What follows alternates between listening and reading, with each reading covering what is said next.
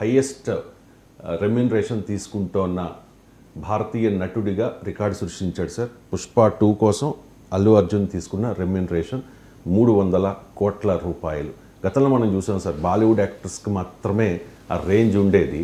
ఇప్పుడు దక్షిణాది హీరో, అందులోనూ తెలుగు హీరోకి అంత మంచి ఆ రికార్డు నెలకొల్పారు. ఒకసారి ఆ లిస్ట్ కూడా చెప్తున్నాను సార్. ఫోర్బ్స్ ఇండియాలో వచ్చిన లిస్ట్ ఇది. అల్లు అర్జున్కి 300 crores, పుష్ప 2 జోసెఫ్ విజయ్, తలపతి విజయ్కి list 130 crores to 275 crores, Shahrukh ఖాన్కి 150 crores to 250 crores డుంకీకి. తర్వాత రజనీకాంత్, తర్వాత అమీర్ ఖాన్ ఉన్నారు, తర్వాత Prabhas, Ajith Kumar, Salman Khan, Kamal Haasan, Akshay Kumar.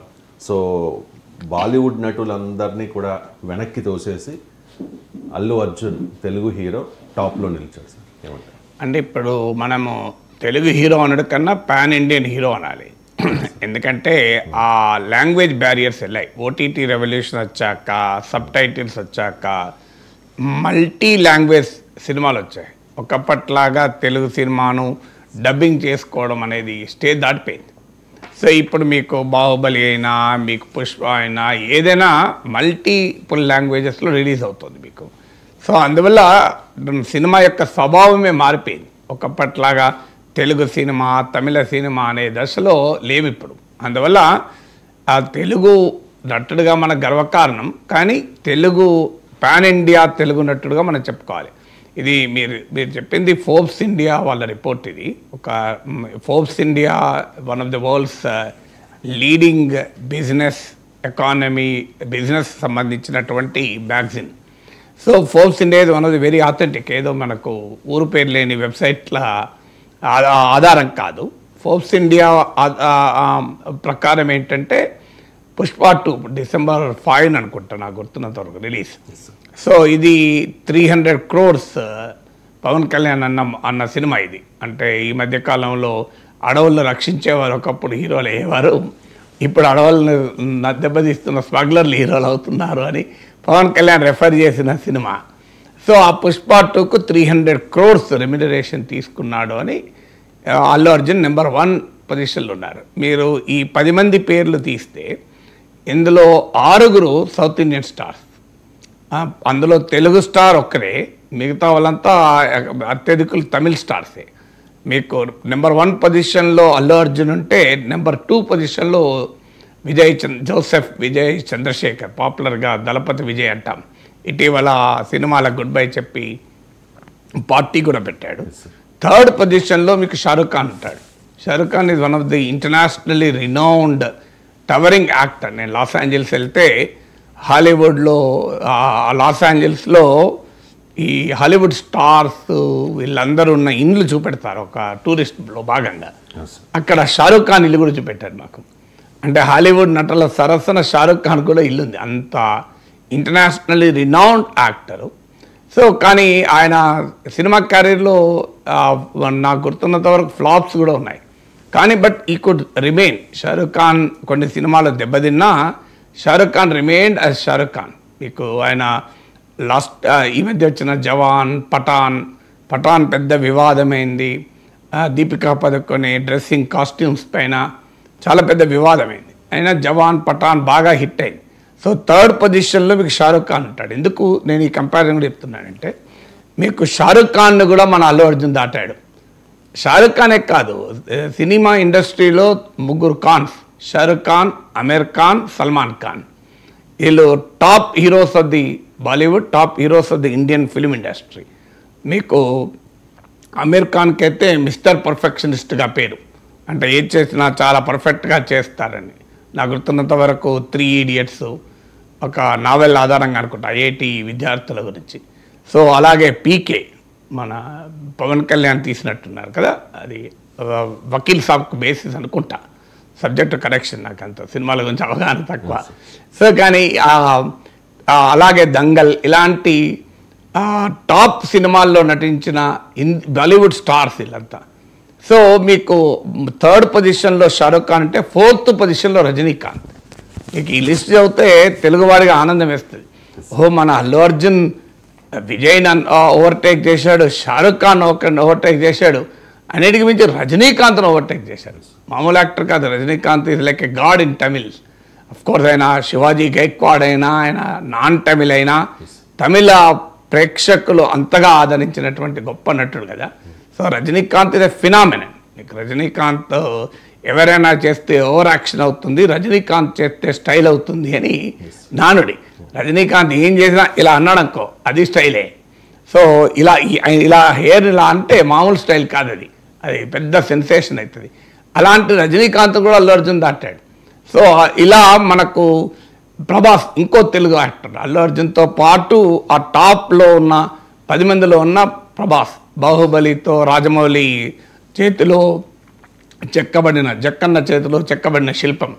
So బాహుబలితో national international image వచ్చింది. కల్కికి ఆయన ఇప్పుడు హైయెస్ట్ పేడ్ లిస్ట్లో 10 మందిలో ఉన్నాడు. సో ఇక మిగిలిన వారు మీకు అజిత్ కుమార్, అలాగే మీకు కమల్ హాసన్ అయితే ఈ మధ్య 2023లో సినిమా రాలేదనుకుంటా నాకు గుర్తున్నంత వరకు. ఇప్పుడు ఏదో ఇంకో సినిమా లేటెస్ట్గా నడుస్తోంది, అది బట్ అదే భారతీయుడు, దాని సీక్వెల్, భారతీయుడికి సీక్వెల్ వస్తుంది. బట్ కమల్ హాసన్ 2023లో ఒక్క సినిమా తీయకపోయినా కూడా ఎవర్ గ్రీన్, కొంతమంది ఎవర్ గ్రీన్గా ఉంటారు. సో ఒక రకంగా ఎవర్ గ్రీన్ యాక్టర్గా పేరు. సో మీకు ఇలా సౌత్ ఇండియన్ స్టార్స్ మీకు అల్లు అర్జున్, ప్రభాస్, రజనీకాంత్, అజిత్ కుమార్, మీకు దళపతి విజయ్, కమల్ హాసన్, ఇక మిగిలిన వారు ఎవరు అంటే షారూఖ్ ఖాన్, ఆమిర్ ఖాన్, సల్మాన్ ఖాన్ అండ్ అక్షయ్ కుమార్ అన్నట్టు లాస్ట్ పర్సన్. సో అందువల్ల ఇంత ఫినామినల్గా సౌత్ ఇండియన్, మేము జర్నలిజంలో చేరినప్పుడు టాప్ 10 న్యూస్ పేపర్ సర్క్యులేషన్ ఏది అని తీస్తే తెలుగు ఈ సౌత్ ఇండియా అదే ఇండియన్ లాంగ్వేజెస్ ఉన్నాయి. సౌత్ ఇండియన్ కూడా ఫీల్ ప్రౌడ్. ఇప్పటికి కూడా వాస్తవం, ఇప్పటికి కూడా ఆల్ టాప్ 10లో మీకు టైమ్స్ ఆఫ్ ఇండియా, హిందూ లాంటిది ఉంటే మిగతా అన్ని దైనిక్ భాస్కర్ నుంచి మొదలుకొని తెలుగు పత్రికలు, సౌత్ ఇండియన్ లాంగ్వేజ్ పత్రికలు ఉంటాయి, సౌత్ ఇండియన్ కాదు. అంటే న్యూస్ పేపర్లో English versus Indian languages. Of course English కూడా ఇండియన్ లాంగ్వేజ్ అని చర్చ జరిగిన, బట్ ఇంగ్లీష్ ఇది ఇంగ్లీష్ కదా, ఇంగ్లీష్ వర్సెస్ ఇండియన్ లాంగ్వేజెస్ ఉండేది. కానీ ఇక్కడికి వచ్చేవరకు ఏంటంటే బాలీవుడ్ డెఫినెట్గా డామినేటింగ్. కారణం ఏంటంటే భారతదేశంలో 40% ఆఫ్ పాపులేషన్ హిందీ మాట్లాడతారు. ఎక్కువ మంది హిందీ మాట్లాడే వాళ్ళు ఉంటారు కనుక వాళ్ళ దానికి ఎక్కువ వ్యూవర్షిప్ ఉంటుంది. ఇప్పుడు ధ్రువ్ రాఠీ, రవీష్ కుమార్ లాంటి వాళ్ళకు యూట్యూబ్ ఛానళ్లకు ఉన్నంత ఫాలోయింగ్ ప్రొఫెసర్ నాగేశ్వర్కు ఉండే అవకాశం లేదు. ఎందుకంటే నా క్యాచ్మెంట్ ఏరియా తెలుగు, వాళ్ళ క్యాచ్మెంట్ ఏరియా హిందీ. అందుకే మీకు ధ్రువ్ రాఠీకి, రవీష్ కుమార్కు కోట్లల్లో ఫాలోవర్స్ ఉంటారు. సో అందువల్ల క్యాచ్మెంట్ ఏరియా బాలీవుడ్కి ఎక్కువ కనుక సహజంగానే 40% ఆఫ్ ద పాపులేషన్ హిందీ. ఇది కాకుండా మీకు గుజరాతీ, మరాఠీ, పంజాబీ వీళ్ళందరికీ కూడా హిందీ, ఉర్దూ కావచ్చు, వీళ్ళు భాష మాట్లాడే వారందరికీ కూడా Hindi, Bengali almost like mother tongue లాగానే, ఎందుకంటే దేవనాగరి లిపి హిందీతో పోలికుంటుంది.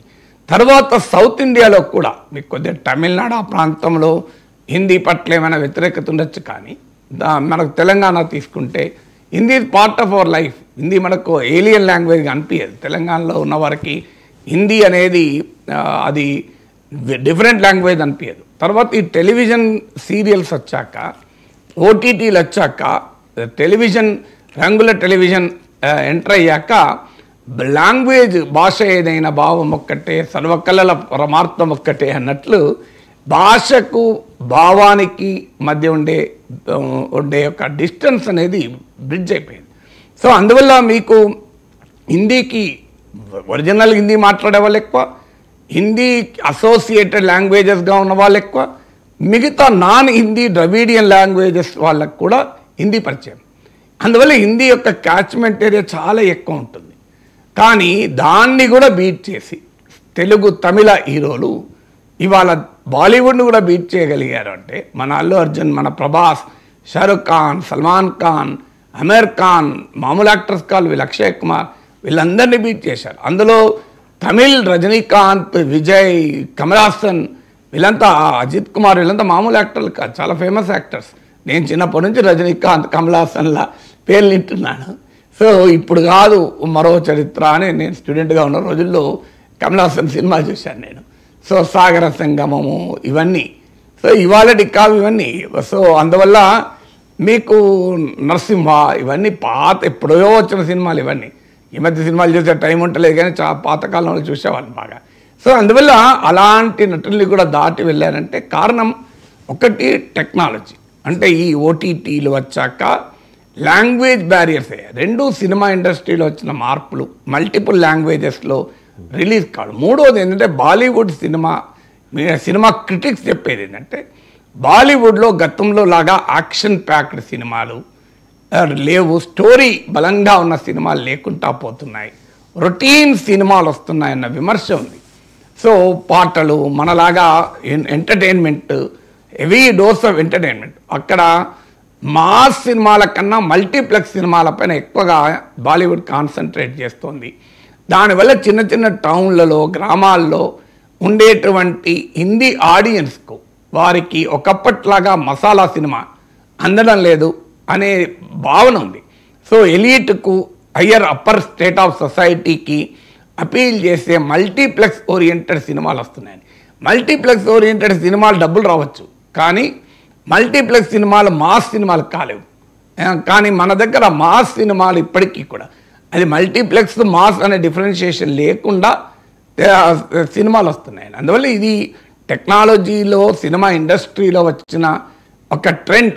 అంటే ఏ లాంగ్వేజ్ అన్నా కావచ్చు, పాన్ ఇండియన్ సినిమా గుర్తు ఇప్పటికీ ఒక 20 ఏళ్ల క్రితం 30 ఏళ్ల క్రితం చిరంజీవి లాంటి ఒక మహానటుడు బాలీవుడ్లో నటిస్తే హిందీలో నటిస్తే పట్టించుకోవాలి, ఎవరు చూడలే. ఆజ్కా గోండరాజ్ గుర్తులేదు కానీ అది మీకు చిరంజీవి మామూలు నటుడు కాదు కదా. సో మీకు బాలీవుడ్ నటుల్లో ఏ నటుడికి కూడా చిరంజీవి ఏమీ తీసుకోడు. సో అలాంటి నటుడు నటించిన సినిమా కూడా హిట్ కాలేదు. మీకు ఎన్టీ రామారావు, అక్కినేని నాగేశ్వరరావు ఇలాంటి మహానటులు వీళ్ళు మామూలు నటులు కాదు కదా. సో ఇలాంటి మహానటులు నటించినా కూడా సో మీకు సినిమా హిందీలో బాలీవుడ్లో క్లిక్ కాలేదు.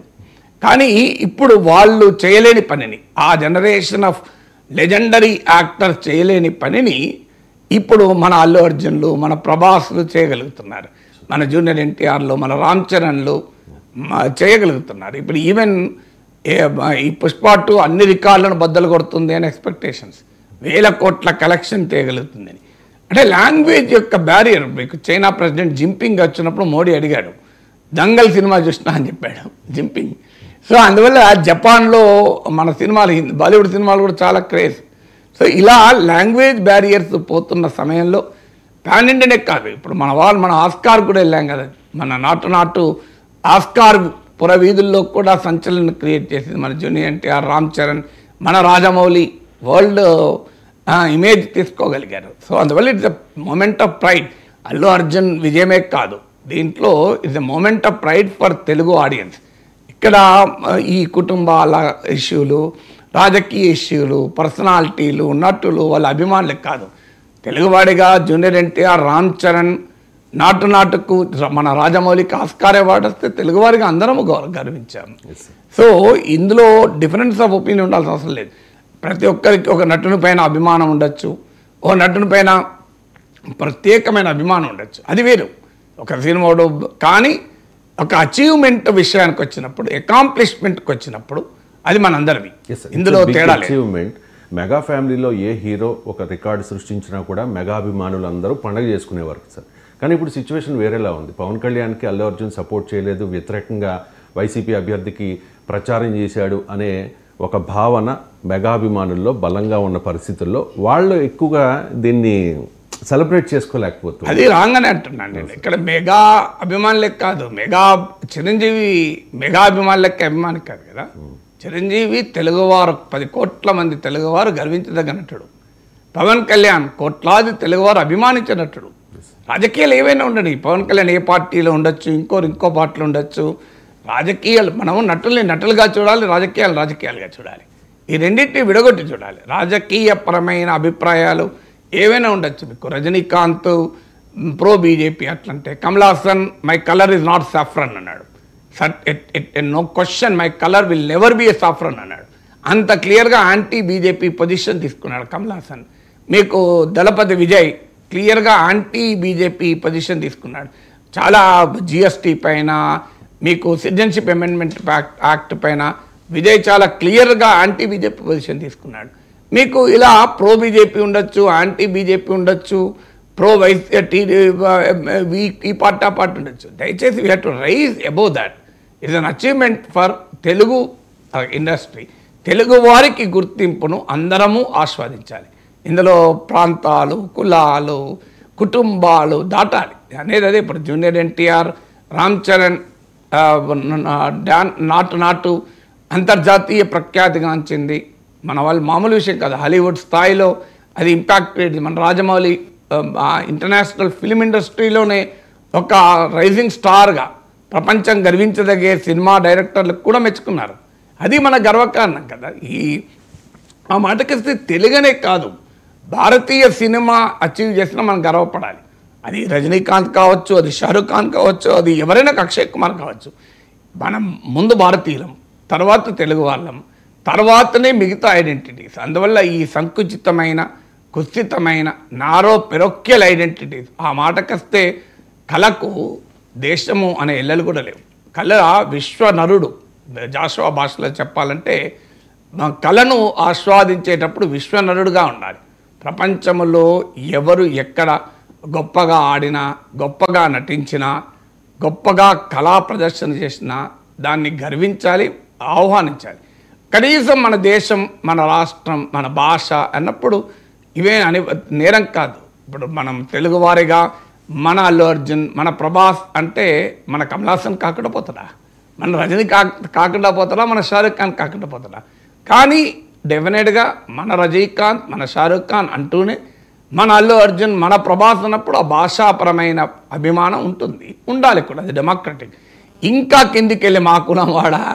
సో మన సమాజంలో ఈ కుస్థిత, సంకుచిత భావాలను దాటి మానవుడు ఎదగాలి.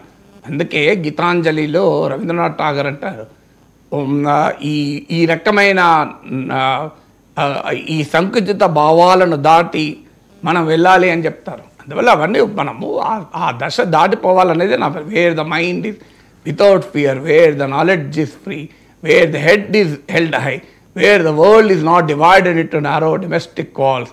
ఇలా అజ్ఞానపు అంధకారాలను ఛేదించుకుంటూ ఈ సంకుచితమైన భావజాల బందీలుగా కాకుండా తెలుగువారు ఎక్కడ ఏ రూపంలో విజయం సాధించినా, భారతీయుడు ఎక్కడ ఏ రూపంలో విజయం సాధించినా గర్వించేటువంటి తెలుగుదనం, చక్కటి తెలుగుదనం, ఒక దేశభక్తియుతమైన భావం, అన్నిటికీ మించి విశ్వకళా ప్రేమికుడిగా కళకు, కళాకారునికి ఎక్కడ గుర్తింపు వచ్చినా దాన్ని ఆనందించేటువంటి కళా తృష్ణ మనలో ఉండాలి. మనం ఇంకా సంకుచితంగా ఉంటాం, నేను ఊబిలో కురుకుపోతానంటే ఐ పిటీ దెమ్. వాళ్ళకి వదిలేయాలి, మనం ఏం చేయలేం కదా. Right sir. అంటే రాజకీయాల్ని, ఈ సినిమా రంగాన్ని వేరుగా చూడలేము. ఎందుకంటే సినిమా రంగంలో ఉన్న చాలామంది రాజకీయాల్లో రాణించారు కాబట్టి, లైక్ పవన్ కళ్యాణ్. కానీ పవన్ కళ్యాణ్ గతంలో కర్ణాటక పర్యటనకు వెళ్ళినప్పుడు పుష్ప గురించి, అల్లు అర్జున్ గురించి ఇండైరెక్ట్గా ఒక కామెంట్ చేశారు.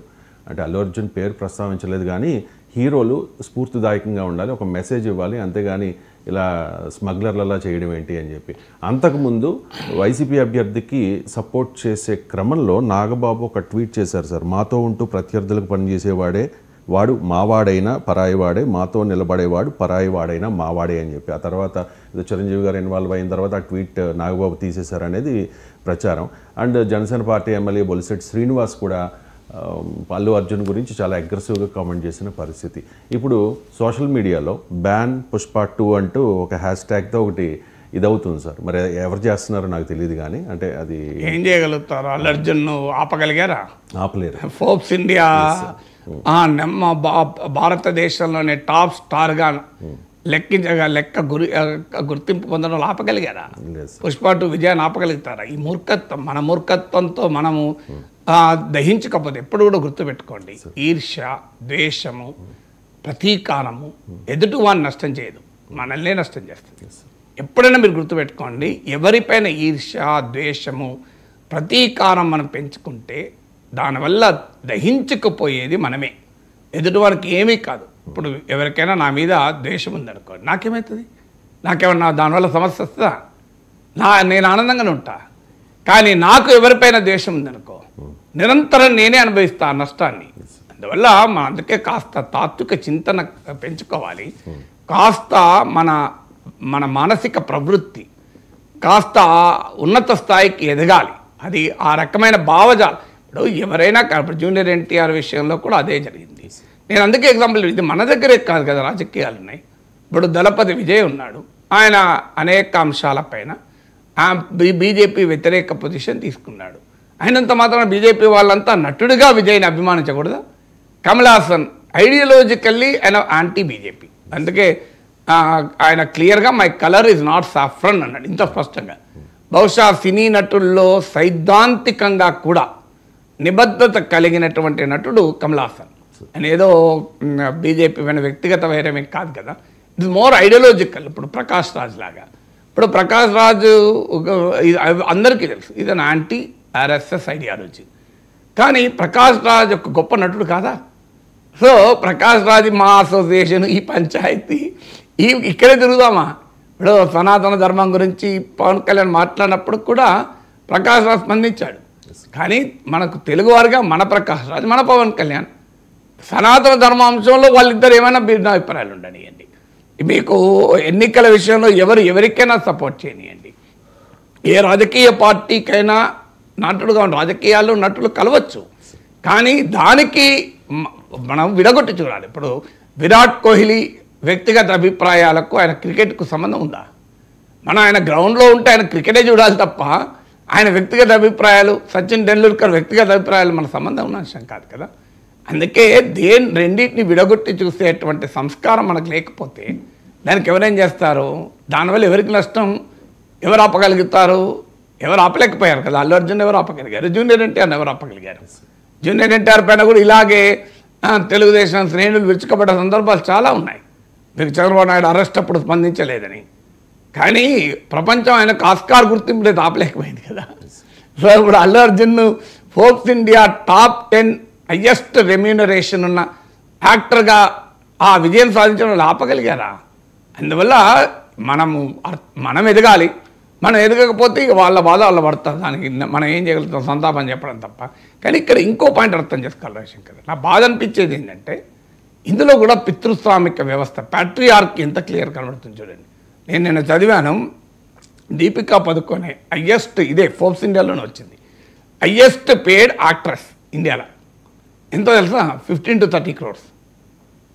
ఇక్కడ మీకు ఈ 10 మంది లిస్టులో చూడండి, లాస్ట్ పేరు అనుకుంటా అక్షయ్ కుమార్ది, 60 to 145 crores అనలేదు. ఇదే ఫోర్బ్స్ ఇండియాలో 15 to 30 crores అని వచ్చింది. ఈవెన్ 60 crores అయినా ఒక సినిమాకు still far less than male actors కదా. నాకు ఎగ్జాక్ట్ నేను నిన్న ఫోర్బ్స్ ఇండియాలో చూశాను. బట్ ఏదైనా I'm not expert on remunerations కనుక, కానీ ఒకటి మాత్రం నిజం, ఆ నెంబర్ ఎంత అని ఉండదు. టాప్ 10 మేల్ యాక్టర్స్కు తీసుకుంటే మీకు టాప్ ఉమెన్ యాక్ట్రెస్కు హీరోయిన్కు ఎక్కడ కంపారిజన్ లేదు కదా. సమాన పనికి సమాన వేతనం అని రాజ్యాంగంలో రాసుకున్నాం, equal pay for equal work అని. సో ఈ సినిమా నటనే కదా, హీరోయిన్ లేకుండా హీరో ఉంటాడా? కానీ ఇప్పటికీ కూడా మన సమాజంలో ఉన్న ప్యాట్రియార్కీ ఎంత బలమైందంటే, పితృస్వామిక సంస్కృతి, పితృస్వామిక మానవ సంబంధాలు. సో ఇప్పటికీ కూడా మనం ఉమెన్ యాక్టర్స్ను ఆ స్థాయిలో గుర్తించడానికి నిరాకరిస్తున్నాం. అండ్ మార్కెట్ అలా స్పందిస్తోంది అంటే అర్థం ఏంటి? మార్కెట్కు ప్యాట్రియార్కీ ఉన్నదని కాదు, సమాజానికి ఉన్న ప్యాట్రియార్కీ, పితృస్వామిక విలువలు మార్కెట్ కూడా రిఫ్లెక్ట్ చేస్తాయి. అల్టిమేట్గా what is market? Demand and supply కదా. దేనికి ఎక్కువ డిమాండ్ ఉంటుంది దానికి ఎక్కువ రేట్ ఉంటుంది. కావాలని ఎవరు షారుఖ్ ఖాన్కో, రజనీకాంత్కో, అల్లు అర్జున్కి ఎక్కువ డబ్బులు ఇచ్చి దీపికా పదుకొనే తక్కువ డబ్బులు ఇవ్వరు కదా. కానీ మీరు అదే షారుఖ్ ఖాన్, అదే దీపికా పదుకొనే అయితే షారుఖ్ ఖాన్కో పేమెంట్ అలా ఉండడం, దీపికా పదుకొనే పేమెంట్ తక్కువ ఉండడం ఏంటి? అందువల్ల ఆ సినిమాలో ఉన్న ఈ జెండర్ ఇంజస్టిస్ కూడా మనం చాలా సందర్భాల్లో కాస్టింగ్ కౌచ్ గురించి మాట్లాడుకున్నాం. కాస్టింగ్ కౌచే కాదు, జెండర్ ఇంజస్టిస్ కూడా ఉంది. కారణం సమాజంలో ఉంది. ఇప్పుడు మెన్ క్రికెట్, ఉమెన్ క్రికెట్కి ఎంత తేడా ఉంటుంది చూడండి. ఇప్పుడు ఈవెన్ మీరు యూట్యూబ్ వ్యూవర్షిప్ కూడా తీయండి, మహిళల పైన మీరు ఒక వీడియో పెట్టండి. అనుభవం అత్యధిక సందర్భాల్లో అనుభవం ఏంటంటే ఉమెన్స్ ఇష్యూస్ పైన వీడియోలు పెడితే చూడరు. అసలు సక్సెసే కాదు, 5,000 10,000 రావడం చాలా కష్టం. అంటే దానికి కూడా కారణం ఏంది, మళ్ళీ యూట్యూబ్లో news related consumption highest male. So even నా యూట్యూబ్ ఛానల్లో కూడా 93-94% మేల్ ఎనలిటిక్స్ చేస్తే 7% ఫిమేల్. అంటే మరి మహిళలు చూడడం లేదు ఒక ఫ్యాక్ట్. మహిళలే చూడాలా, మహిళల గురించి పురుషులు చూడకూడదా? మన అమ్మ గురించి, మన చెల్లి గురించి, మన అక్క గురించి, మా భార్య గురించి మనం ఆలోచించమా? సో వీళ్ళందరి గురించి మనం ఆలోచిస్తామే. కానీ ఇప్పుడు YSR Congress party social media కానీ, వైఎస్ఆర్ కాంగ్రెస్ పార్టీ సింపథైజర్స్ కానీ పుష్పాని అల్లు అర్జున్కి మద్దతు ఇస్తూ ఉన్నారు సార్. వాళ్ళ సోషల్ దాని నుంచే బయటపడాలి అని నేను చెప్పాను. Yes sir. అంబటి రాంబాబు కూడా పుష్ప 2 గురించి మాట్లాడారు సార్. ఒకసారి బయట అంబటి రాంబాబు బయట గారి సినిమా మీద ఎంతమంది దుష్ప్రచారం చేసినా అది పార్ట్ 2 కదా. పుష్పాన్ని చూడకోకుండా ఎవడు ఆపలేడు. అక్కడ దాకా ఎందుకయ్యా? నందమూరి తారక రామారావు గారి కుటుంబం జూనియర్ ఎన్టీఆర్ సినిమాను చూడకుండా బహిష్కరించాలని ప్రయత్నం చేశారా? ఆపగలిగారా? అట్లాగే ఇప్పుడు ఆయన పేరు అల్లు అర్జున్ గారి సినిమాని ఆపాలని ప్రయత్నం చేస్తే ప్రజలు చూడరు. బాగున్న సినిమా ఏదైనా చూస్తారు. అరే రాజబాబు హీరోగా యాక్ట్ చేసిన సినిమా బ్రహ్మాండంగా చూసామా మేము? సినిమా బాగుంటే, ఎన్టీ రామారావు గారి సినిమాలు బాగోకపోతే ఫ్లాప్ అయినాయండి. ఏం చెప్తాం? సినిమా బాగుంటే ఎవరైనా చూస్తారు. అరచేతిని అడ్డుపెట్టి సూర్యకాంతిని ఆపలేరు. అదేవిధంగా ఇలాంటి ఎదరోపోకళ్ళు పోయి సినిమాని ఆపలేరు అని మరొకసారి నిరూపించేటటువంటి కార్యక్రమం వస్తుంది. అల్లు అర్జున్ అయినా, లేదా జూనియర్ ఎన్టీఆర్ అయినా, లేకపోతే మరొకరైనా సినిమా బాగుంటే ఎవరైనా చూస్తారు, బాగోపోతే ఎవరు చూడరు. నాకు తెలిసి అందరూ ఉవ్విళ్ళూడుతున్నారు. పుష్ప 2 చూద్దాం, దానిలో ఎంత బ్రహ్మాండంగా ఉంటుందని అందరూ ఎదురు చూస్తున్నారు. నేను కూడా ఎదురు చూస్తున్నా. మరి థియేటర్లోకి వెళ్ళి చూడాలంటే ఇబ్బందిని, నేను కూడా పుష్ప 2 ఎలా ఉంటుందో చూడాలని నాకు బాగా కోరికగా ఉంది. ఎందుకంటే చాలా అద్భుతంగా, పార్ట్ 1 అద్భుతంగా ఉంది కదా, హాలీవుడ్ స్టైల్లో ఉంది కదా, అందరినీ తలదన్నే విధంగా వెళ్ళాడు కదా అల్లు అర్జును. అందువల్ల బాగా జలసిగా ఉంది కొంతమందికి. మీ జలసి వల్ల మీ కడుపులు పుచ్చిపోతాయి, గుర్తుపెట్టుకోండి. అల్లు అర్జున్ గారి సినిమా డైరెక్ట్ గా జనసేన నాయకుల్ని, జన సైనికుల్ని అంబటి రాంబాబు అల్లు అర్జున్ పుష్ప 2 చూస్తానికే కాదు, పవన్ కళ్యాణ్ నెక్స్ట్ సినిమా చూస్తానికి కూడా వీళ్ళుడితే మంచిది. నేనైతే 2 సినిమాలు చూస్తానికి వీళ్ళుడతాను. నాకేమీ పవన్ కళ్యాణ్ అల్లు అర్జున్ తేడా ఏమీ లేదు. ఇప్పుడు మనకు అంటే అది రాజకీయాలు వచ్చేసి ఆంధ్రప్రదేశ్లో ఉన్న పరిస్థితి ఏంటో శంకర్ అంటే, తెలుగుదేశం వాళ్ళు హోటల్కి వెళ్ళి పెసరట్ ఉప్మా ఆర్డర్ ఇస్తే వైసీపీ వాళ్ళు వెళ్ళి పెసరట్ ఉప్మా ఆర్డర్ ఇయ్యరు. ఇక పెసరట్ ఉప్మా బ్యాన్. తర్వాత వైసీపీ వాళ్ళు వెళ్ళి పూతరేకులు తిన్నారనుకోండి, స్వీటు టిఫిన్ అయ్యాక, తెలుగుదేశం పూతరేకులు బ్యాన్. అంటే పెసరట్ ఉప్మా పూతరేకులైనా ఒక పార్టీ వాళ్ళు ఎత్తుకుంటే ఇంకో పార్టీ, మీరు కావాలంటే ఎక్స్పెరిమెంట్ ఎవరైనా చేయండి. ఈ 2 పార్టీలు ఒక పార్టీ, జగన్మోహన్ రెడ్డో, పవన్ కళ్యాణ్, చంద్రబాబు నాయుడు, అసలు టిఫిన్ అంటే పెసరట్టు ఉప్మా చాలా అద్భుతమైన టిఫిన్, ఎంతటి రుచిగా ఉంటుంది, దానికి అల్లం పచ్చడి పెట్టుకొని తింటే అని అనండి. జగన్మోహన్ రెడ్డి ఈ మాట అన్నాడు అనుకోండి, తెలుగుదేశం వాళ్ళు పెసరట్టు ఉప్మా నిషేధించండి అని పిలిపించి ప్రతి హోటల్లో పెసరట్టు ఉప్మాను బ్యాన్ చేస్తారు. అంటే జగన్మోహన్ రెడ్డి రుచిగా ఉంటే పెసరట్టు ఉప్మా మాకు రుచిగా ఉంటుంది. ఆ లెవెల్కి వచ్చేసింది. ఏమంటారు చెప్పండి? సో ఆఖరికి ఆంధ్రప్రదేశ్ సమాజంలో అంతటి డివిజన్ వచ్చింది. అది ఆంధ్రప్రదేశ్లో ఉన్న విఘ్నత కలిగిన ప్రజలు ఆలోచించాలి. ఇది సమాజానికి మంచిది కాదు. పోలరైజేషన్ ఈ స్థాయికి రావడం, పార్టీల పేరిట, నాయకుల పేరిట, కులాల పేరిట, ఇందులో కులాల పేరిట కూడా ఉంది. అన్ఫార్చునేట్లీ ఏంటంటే, మీకు అభిమాన సంఘాలు మీరు తీయండి, మీకు బాలకృష్ణ అభిమాన సంఘాలు తీయండి, మెగా అభిమాన సంఘాలు తీయండి, కులాల వారిగా కూడా చీలిపోతారండి. ఎంత రాజకత్వం అండి ఇది. ఇది అమెరికాకు పోయినా ఇదే రోగం, మళ్ళీ ఇక్కడ కాదు, అమెరికా తెలుగు సంఘాల్లో కూడా ఇదే కులం రోగమే. సో ఈ స్థాయికి దిగజారితే మనం సమాజము ఎక్కడికి పోతుంది? జాషువా పుట్టిన గడ్డ కదా మనము, జాషువా లాంటి మహాకవులు పుట్టిన గడ్డ కదా. విశ్వనరుణ్ణి నేను అంటూ, నేను తెలుగువాణ్ణి, నేను భారతీయుణ్ణి అని చెప్పుకుంటూ కూడా అద్భుతంగా చెప్తాడే ఆ మహానుభావుడు. నేను తెలుగువాణ్ణి అని చెప్తాడు. తెలుగు తల్లికి పుట్టిన బిడ్డ నేను అని ఎంత గర్వంగా చెప్పుకుంటాడు. అలాంటి నేను భారతీయుని అని చెప్పుకోవడానికి నా భాగవతం నా తొలి పాఠశాల అని చెప్తాడే, అలాంటి మహనీయుడు నేను విశ్వనరుణ్ణి అని చెప్పుకున్నాడు కదా. ఒక్కసారి ఆ జాషువా సాహిత్యం చూడండి, ఒక్కసారి ఆ శ్రీశ్రీ సాహిత్యం చూడండి. ఎంతటి అద్భుతమైన, సార్వజనీనమైన, విశ్వజనీనమైన మానవీయ విలువలకు కదా తెలుగు భాషా సంస్కృతులు అద్దం పట్టాయి. అలాంటి తెలుగు బిడ్డలు కులం పేరిట, ప్రాంతం పేరిట, పార్టీ పేరిట, నాయకుని పేరిట చీలిపోవడం అనేది తెలుగువాడిగా భరించలేని వాస్తవం కదా. అందువల్ల ఏదున్నా మన వారి అచీవ్మెంట్, నేను మొదట్లో చెప్పినట్టు తెలుగుదనం, భారతీయత నిండుగా ఉన్న నాలాంటి వాళ్ళు ఏ తెలుగు వారికి విజయం సాధించినా నేను ఆనందపడతాను, ఏ భారతీయుడికి విజయం సాధించినా ఆనందపడతాను. అందులో ఆ మాటకొస్తే కళాత్మక హృదయం ఉన్న వ్యక్తిగా, కళను ప్రేమించి గౌరవించి ఆస్వాదించే నేను కూడా కళాకారుని కిందికి వస్తాను. జర్నలిస్టులు కూడా కళాకారులే. సో 64 కళల్లో బహుశా నా కళ కూడా ఉంటుంది. మాట్లాడడం కూడా ఒక కళే కదా. సో అందువల్ల కళకు భాష లేదు, కళకు ప్రాంతం లేదు, కళకు హద్దులు లేవు, సరిహద్దులు లేవు. నా కళ కళ. అందుకే ఆ కళామ తల్లి ముద్దు బిడ్డల్ని ఎవరైనా మనం గౌరవించాలి. కళ కోసం కాదు, ప్రజల కోసం అని కోరుకోవాలి. అలాంటి భావాలని పెరుగుతాయని ఆశించుదాం. అంతకన్నా మనం చేయగలిగిందే ఉన్నది. ఈ సంకుచిత రాజకీయాలు, ఈ పార్టీ రాజకీయాలు, వ్యక్తుల విభేదాల చుట్టూ తిరిగే రాజకీయాలు కాస్తంత మన వారి గొప్ప అచీవ్మెంట్. అప్పుడు నేను రామ్ చరణ్, జూనియర్ ఎన్టీఆర్లు ఆస్కార్ ప్రవీధుల్లో విజయం సాధించినప్పుడు ఆ రకంగా ఆనందపడ్డాను. దానిపైన నేను పెట్టిన వీడియోలు మీరు చూడండి, ఎంత ఆనందపడ్డాను. సో అందువల్ల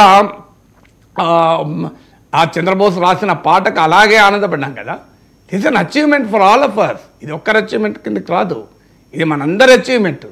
అందువల్ల let us celebrate achievement of our people. దీంట్లో రాజకీయాలు తేవద్దనే నా విజ్ఞప్తి. Right sir.